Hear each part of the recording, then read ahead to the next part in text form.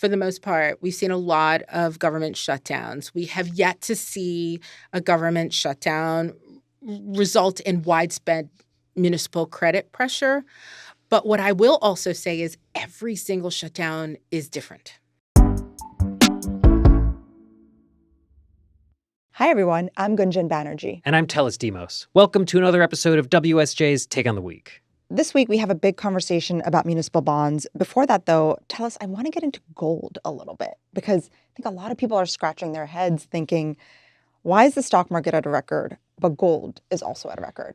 And normally that would be telling you different things. You buy stocks because you're excited about the future. You buy gold because you're worried about the future. Exactly. That's a really great way to put it. Like, gold is supposed to be this kind of safe haven. Right now, it's showing all of these jitters about things like a government shutdown. Some people are worried about a bubble. Some people are worried about the economy. So they're bidding up the prices of gold, and yet the stock market records keep coming. So what's going on? The strategists at JPMorgan, I think, had a useful term. They call it the debasement trade. In short, it means the dollar is in debasement, is sort of the view, I think, that people have. And that means that people are worried about the U.S. dollar.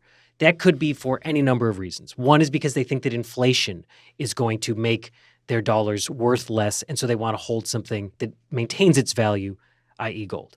They also might be worried about the U.S.'s fiscal future. Is the U.S. government spending too much money, and therefore, again, there's going to be future inflation, or that treasury bonds are not going to be a good investment, and so they want to buy gold. There's also questions about the Federal Reserve's independence. Yeah. That is part of the same thing. There's the government shutdown. All of that just causes this uncertainty about the U.S.'s kind of future position, and people just say, I don't necessarily want to own U.S. dollars. I don't know what's going to happen to them. I don't trust them that they're going to maintain their value into the future. So I want to hold things in something that I think will maintain their value, and that gold is one of the primary beneficiaries of that. And of course, there's worries about the government shutdown and the economy and things like that. Yes. So gold is traditionally, I think people would call it a risk-off trade. Buying stocks is a risk-on trade, and yet we're seeing the risk-off and the risk-on trade happen at the same time. What's interesting, though, is that gold is not the only beneficiary of this trade. What else? Silver. Silver, absolutely. Silver's been on a run. Precious metals, but it's something that's precious, but you can't touch it. You love a quiz. Telis loves a quiz. Bitcoin? Bitcoin. It's Bitcoin. Bitcoin is also seen as a beneficiary of this debasement trade. And in fact, the iShares Bitcoin Trust ETF, remember, there was all this hullabaloo about whether they're going to launch Bitcoin ETFs. Well, they did, and they're doing extremely well. In fact, for BlackRock, it is the fastest growing ETF of all time. I think that's across asset managers. Oh, wow. BlackRock, who sponsors this ETF, now generates more revenue from that fund than all of its larger offerings. What? Because it's got a higher fee because, Bitcoin is a sort of specialized asset. So people don't care about fees when it comes to the Bitcoin trade. It seems people are pretty excited about the price of Bitcoin. And I'll give you one example why. So those same strategists at JPMorgan were talking about this debasement trade and Bitcoin's role in it. And what they were saying was that based on how well gold has done and the volatility in the gold market, they were saying that basically implies that the price of Bitcoin should be around $165,000 a coin. Right now, it's more in the neighborhood of like $110,000. Okay. So we're talking about potentially $50,000 in upside just from not even, accelerating this trade further, but just from what the price maybe ought to be now based on what's happening with gold. To the moon. So I don't think anybody cares about a basis point or two of fees when they're looking at that kind of upside. I do think there are other kind of warning signs that have emerged that kind of echo what we're seeing in the gold market. The Journal had this really great story recently about what's going on in the luxury home sales market. And luxury home sales, think, homes worth $5 million, $10 million. A place to park money to keep it safe, right?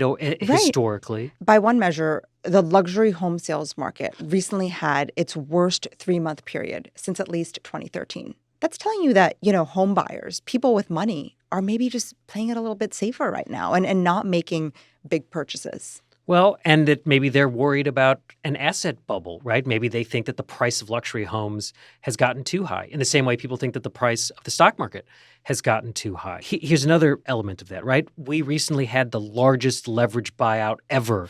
Electronic Arts was taken over by a group of private investors for $55 billion.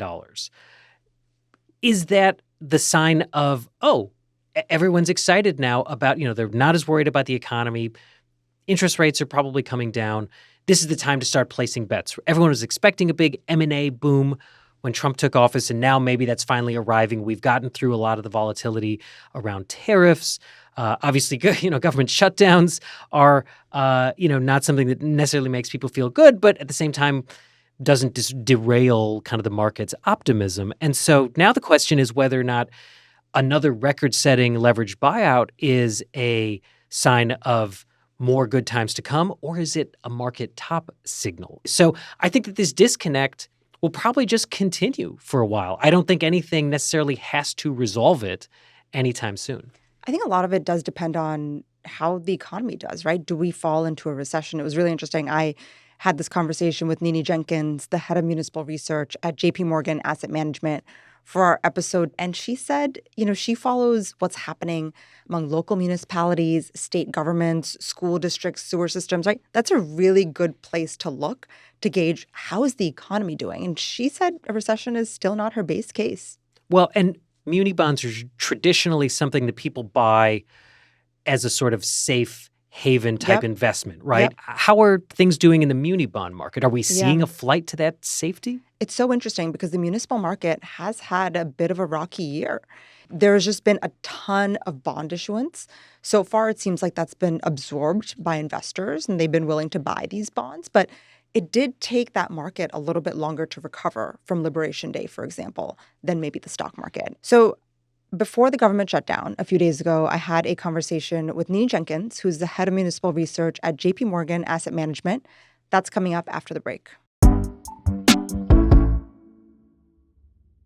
Neene, I'm so excited to have this conversation because I got my start in financial journalism as a municipal bonds reporter. And it was just such a fascinating space to follow. And since then, I've been writing about stocks, bonds, derivatives, you name it. But the muni market did catch my attention this year. Stocks have rebounded from their lows during Liberation Day, and there's kind of been this everything rally, right, in markets. But it's been kind of a rough patch for munis. So I'm excited to hear your take on the muni market and what's going on there. Well, if you haven't followed munis in a while, then you may be surprised about what's driving it this time. Yeah, what's going on? A lot of the technical factors are driving munis at the moment. Bonds are being issued at a very high pace. And at the same time, we have seen strong underlying credit fundamentals broadly across the sector. And we're talking states with near peak rainy day funds. Obviously, revenues have moderated, and there's a bit of plateauing we're seeing with the rainy day reserves, but still just near record high credit quality across the landscape. And so this interesting dichotomy between the technicals driving performance and the performance lag there.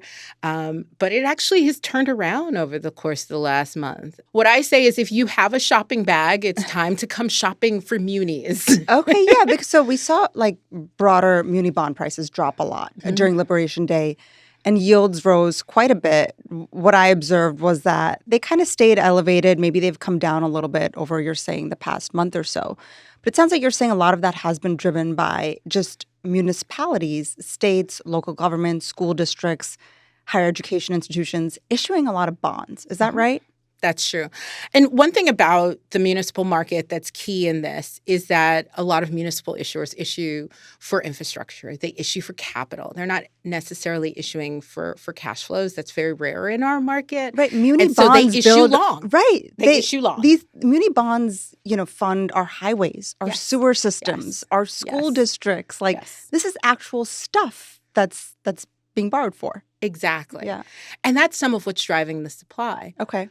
Labor material costs are up 40% since the pandemic. Whoa. And so it takes more money to build these bridges, to build these roads, to build these schools. So that's a good portion of what's driving the increased supply. September's year-to-date is showing us some really strong flows into our market. tend to happen on the front end. And so Okay. there's this interesting steepness to the yield curves that we're seeing, where a lot of attractiveness out long and some richness on the front end. Let's talk a little bit more about this issuance. What are the types of municipalities coming to the market?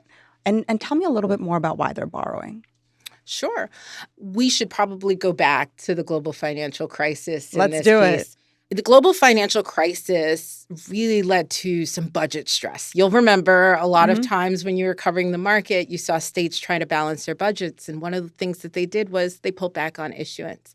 There's been a depressed issuance for about a decade, and also driving a need now to catch up with the infrastructure spending. But that's fascinating that there was depressed issuance during a decade of low interest rates. Am I hearing that right? Yeah. You'll also remember there was quite a bit of budget gaps that were driven by, just as the market decreased, needing to fund their pensions. Well, now pensions are at record levels of funding. Issuers have budget flexibility that they didn't have maybe a decade ago. The need to borrow is really strong in certain sectors. Education is a really great example of that, where we're seeing a lot of demographic headwinds drive an incessant need to remain competitive in those markets and really not continue to delay some of the needed issuance that needs to occur. I also think there's a bit of policy aspect to this as well, where as part of stimulus, we saw some legislation around supportive infrastructure. And so there's some federal money that's helping issuers fund the cost of these projects and a need to spend it while it's still available. I think the fundamental line is it costs more to construct. They've run out of time, and the market's attractive right now for them to issue. How is the market attractive for them with rates still relatively high? What issuers have seen is that they can't wait. If we talk a bit about the GFC again, back in 2008, it was really hard on our market. We saw a drop in birth rates, and that is pressuring universities to become much more competitive to a shrinking pool of students when you look at it on a whole. Are higher education institutions just more stressed this year because of, what's going on at the federal level? I've seen some of these institutions have their funding threatened. Like, what's going on there? What we have seen is a real bifurcation in the market. And I'll first start with talking about some of the pressures you've noticed. On the one hand, we had some delays in federal revenues. There is really a variety of dependencies on federal revenues, and that impacted research institutions much more than other types of universities.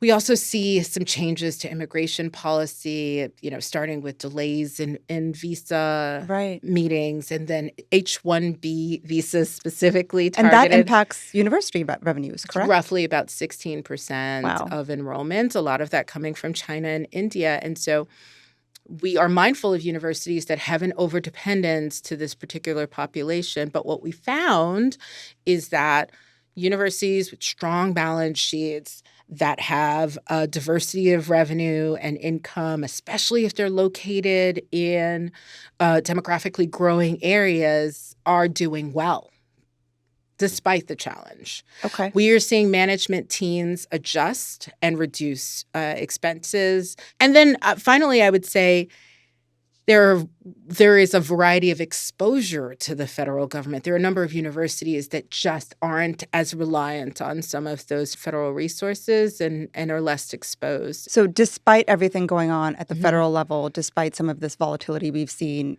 in the bond market, you're not running away from higher education bonds right now? We're not. We definitely still see opportunity in the sector, and we're very cautious around some of those policy risks and make sure to incorporate it into our credit view. Absolutely. What are you hearing from bankers and issuers of these bonds right now? I'm hearing from them more recently about clarity around policy, especially when you talk to state and local governments. When we talked about a time earlier this year where there was a lot of uncertainty, but the One Big Beautiful Bill Act has been passed, and that provided a lot of clarity to issuers that did give them some comfort moving forward, that they had a policy environment that was understandable.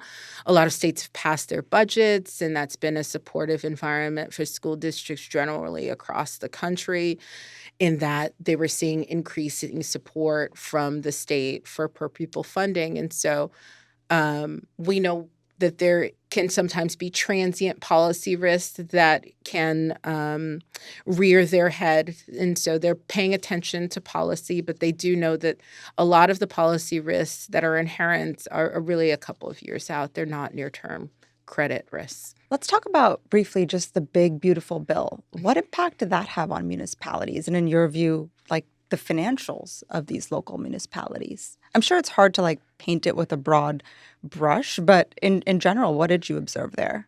As we were analyzing the legislation and its impact on municipal credit, the one place where we thought the impact might be the largest would be related to Medicaid, and really tried to understand, how that flows through the states and ultimately to the hospitals.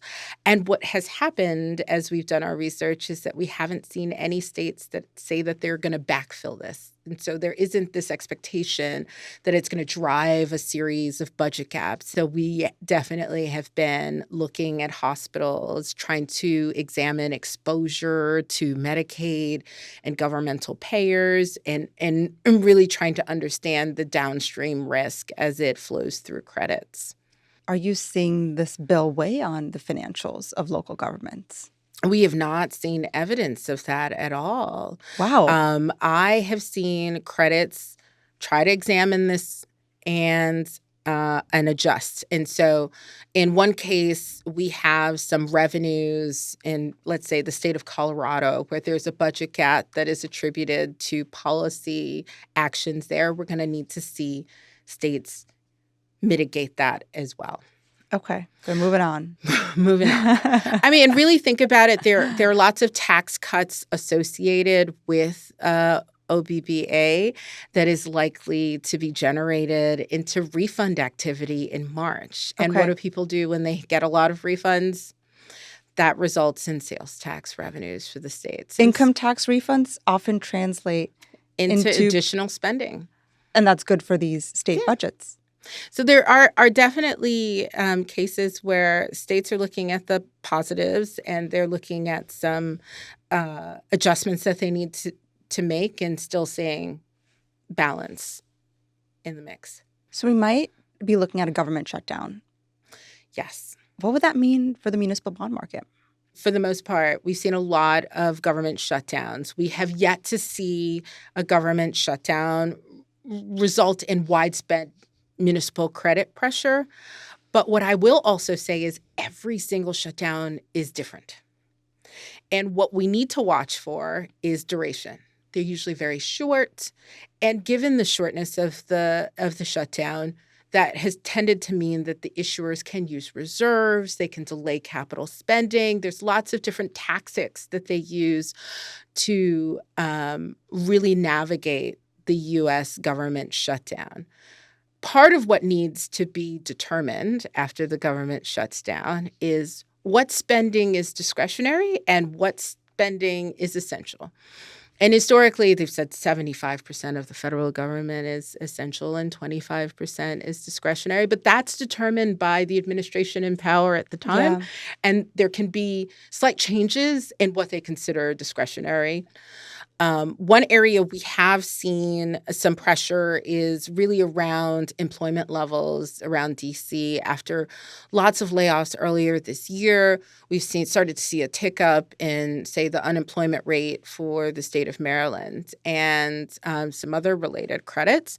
And so that's something we're watchful for, because the current administration has said that one thing that they're looking towards, if there is a shutdown, is some sort of permanent layoff. So looking at the volume, the intensity, for the most part, we think the municipal market, given its lack of direct reliance on the federal government at a material level, and their independence has always insulated them from the impacts of the shutdown. But there are a few sectors and credits where that connection is stronger. So obviously one thing that would be terrible for tax revenues, Americans, investors, everyone would be a recession. How worried are you about a recession right now? I mean, you analyze municipalities, finances at a very granular level. Yeah. Is that something you're concerned about right now? It's not my base case. Okay. Obviously, I would include that in my tail risk scenario. And we analyze that risk along with a whole host of other much more specific risks and look to the resilience of management, the reserve quality that we've seen across sectors. One sector we haven't mentioned is water and sewer, public power, some of those essential sectors. Sexy stuff. They're sitting on 500 days cash, right? There's a lot that you can do with that level of flexibility of reserves when that's the median in your sector. And so, a lot of those sectors are much more resilient than individuals examined, which is part of why you talk about people investing in munis and understanding the credit quality strength. It's why the default rates are so low. It's why we tend to see such strong credit quality in the faces of really sharp recessions. You know what's really interesting? I've been following kind of publicly traded corporations more than I've been following municipal bonds lately. But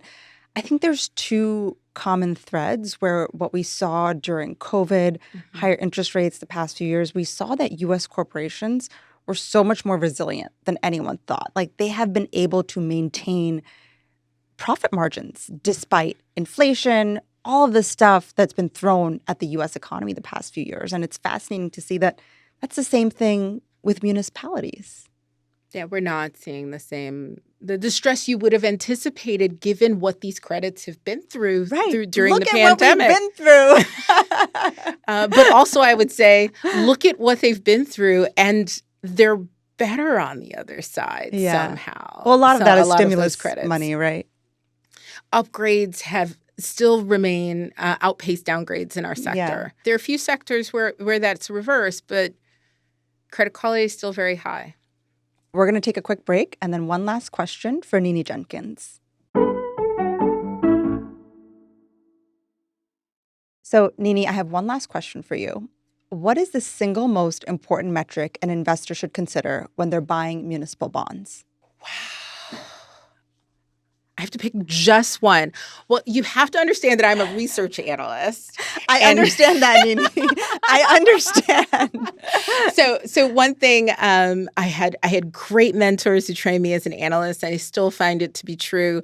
Cash is king, cash is king, cash is king. It's cash. But if I had a second one, it would be leverage. Okay.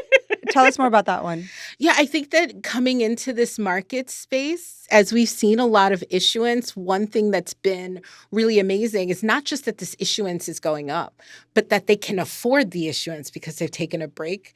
And I think capacity to fix your problems is going to be capacity to access the market. And if you're already levered up, you really have limited room to wiggle. So leverage is going to be a pretty key number two. Thank you so much, Neene. This has been awesome. All right. Thank you, Gunjan.